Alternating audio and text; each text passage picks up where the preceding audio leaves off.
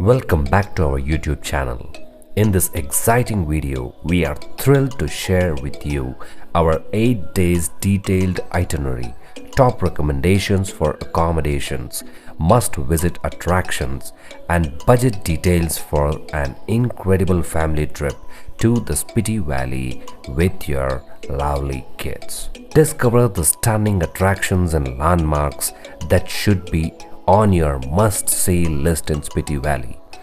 We will share our favorite spots, including picturesque monasteries, breathtaking high-altitude lakes, and charming villages where you can immerse yourself in the rich culture and traditions of the region. Don't forget to subscribe to our channel for more travel inspiration, helpful tips, and incredible destinations. Now let's dive in to the first section of the video, which is the approximate budget you need for a 3-member family trip including your kid for 8 days Spiti Valley trip.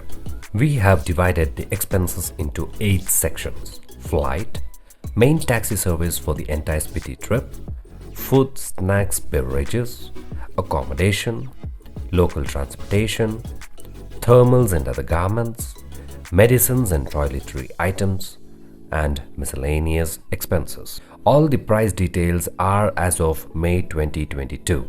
Actuals may vary based on when you are planning to travel. Now let's talk about the flight expenses. For Bangalore to Chandigarh to and fro flight for 3 people, it costed around 48,500 rupees. So on an average, it may cost around 16,000 per person for a to and fro ticket. Prices may vary based on where you are traveling from. We had booked an Innova Krista taxi for entire 8 days Spiti trip, pickup and drop both being Chandigarh.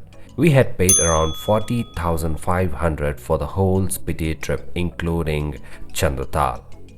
I will leave the contact details of the driver in the description below. Our primary food preference was pure vegetarian. We did not face much challenge in finding the good food, including breakfast, lunch, dinner, timely coffee and tea, snacks, water bottles, etc.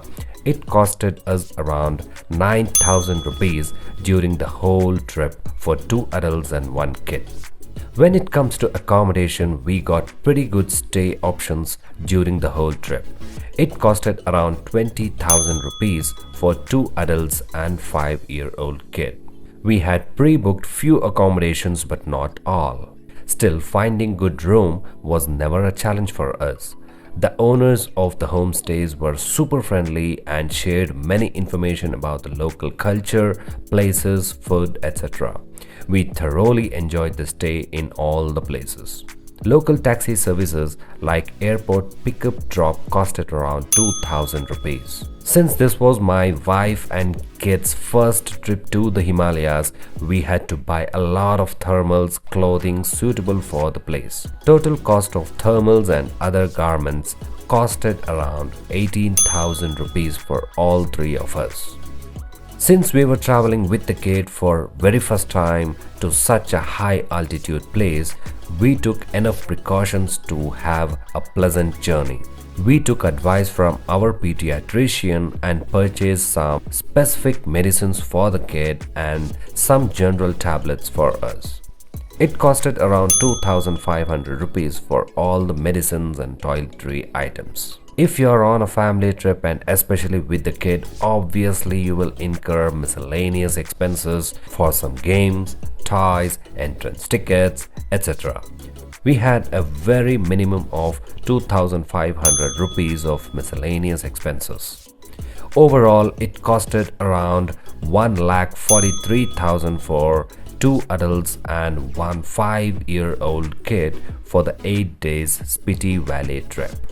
As I said before, these expenses are as of May 2022. The prices may vary based on when you are watching this video and planning your trip to Spiti Valley. Now I will share the best 8 days itinerary for your upcoming Spiti Valley trip. If you are traveling anywhere from South India, Chandigarh is the best place to start your journey. On day 1, you can start early from Chandigarh and head towards Shimla. If you're traveling with your children, you can stop at Kufri Adventure Resort.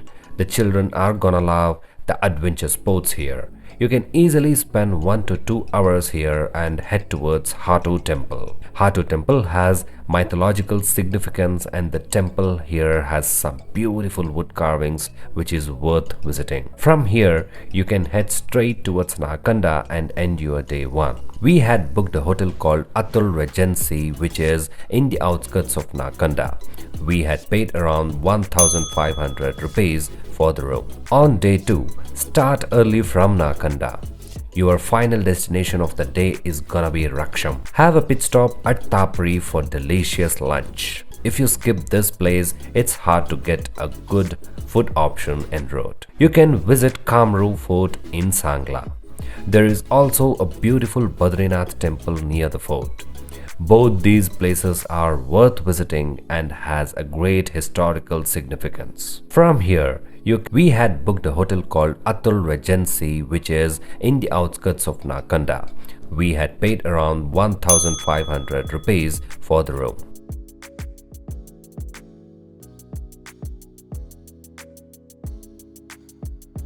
You can head straight towards Chitkul, which is India's last village.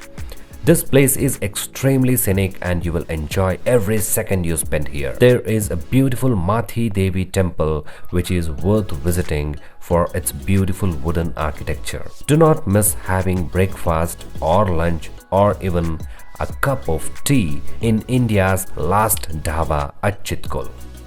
From here, you can head straight towards Kalpa. There is an infamous place at Rogi called Suicide Point and a small monastery at Kalpa main town. We had booked a room in Farm Villa Homestay, which is inside the apple orchards. We had paid around 2600 rupees for the stay. The speciality of this place is the view of the Kinnar Kailash. You can have a beautiful and peaceful evening walk in the apple farm and witness the sunset, watching the evening rays falling on Kinnar Kailash and end your day 3. On day 4, you will have a pretty long distance to cover. It is better to start early from Kalpa. Your first destination of the day is gonna be Nako. You can take a walk inside beautiful Nako village till Nako Lake. You can take a boat ride in Nako Lake and spend some beautiful time here. There are small restaurants here to have your lunch. Your next destination is Gui, where there is India's only mummy located. It has a great historical significance and has some amazing views of the beautiful Himalayas. From here, you can now head straight towards Tabo, which is the next major town after Kalpa. We had booked a room in Mantok Dumra in Tabo. We had paid around 2500 rupees for the stay. The rooms had some beautiful views from the balcony and the owners served delicious dinner. With this, you can end your day 4. On day 5, you can start by visiting the old monastery in Tabo, founded in 996 AD. This is declared as a UNESCO World Heritage Site. After this, you can leave Tabo and head straight towards Dhankar. If you are energetic enough to do a small trek, you can take a trek to the beautiful Dhankar Lake. It is best to avoid if you are not used to trekking or traveling with a small kid. You can visit the Dhankar Monastery at the foothill and head straight towards Kaza. Kaza is a major town in Spiti Valley. You can visit local markets, monasteries, try out local Himalayan food and end the day 5. We had booked Fuljung Homestay, which is literally the last building in Kaza town. The owner is super friendly and serves delicious home cooked food. We had paid around 3000 rupees per day including 3 times food. We stayed in Kaza for 2 days and paid around 6000 rupees for the stay in Kaza. On day 6, you will be witnessing one of the most amazing places in the world.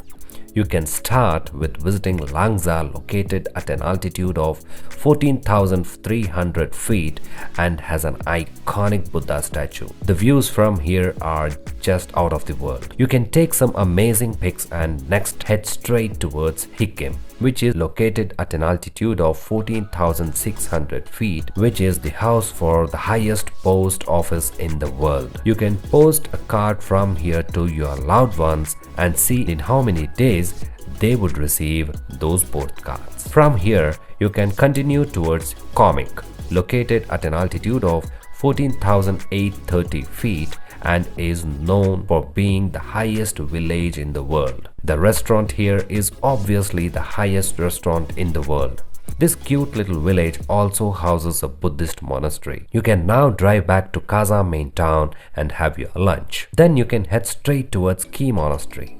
It is known to be one of the oldest monasteries in the Spiti region. There is a beautiful viewpoint from which you can have the amazing view of the Key Monastery. After taking some amazing pics here, you can now head straight towards Kibber. Kibber is a cute little village which is also known to be the house for Himalayan wildlife. Winters are the right time for spotting the animals. From here, you can head straight towards Chicham Bridge. This is known to be the highest bridge in the world, located at an altitude of 13,600 feet. The view of the gorge from the bridge is super scary and thrilling too. Now it's time to hit back to the road towards Kasa. It would have been a long day for you and you would be craving for some evening snacks and hot tea. With this, you can end your day 6. Day 7 is gonna be super long, tiring, exciting and extremely adventurous. You will be visiting one of the most beautiful lakes in the world, that is Chandratal. You can start early around 7 a.m. and head towards Losar, which is a small town with small restaurants. You can have your breakfast and then head towards Kunzum Pass. There is a unique Kunzum Devi temple located at an altitude of 14,860 feet. Everybody who passes this route make sure to stop here and get the blessings of Kunzum Devi. From here, you can head straight towards Chandratal. The roads to Chandratal usually gets closed during winters and opens up for tourists only in late May of every year. Make sure to contact any campsites in Chandratal to know the current condition before planning your journey to Chandratal. There is literally no road after Losar and they are gonna shake your each and every bone in your body. But you will not regret this journey once you witness the mesmerizing Chandratal lake. From the parking place, you need to walk for 15 to 20 minutes to get to the lake. Chandratal is located at an altitude of 14,000 feet. The place will be extremely cold and make sure to wear enough layer of thermals to withstand extreme cold temperatures. Make sure not to venture stepping inside the lake. Take enough pics and immerse yourself in the beauty of the lake in the laps of mesmerizing Himalayas. Now you can head straight towards Batal and take a pit stop at the famous Chacha Chachi Dhaba.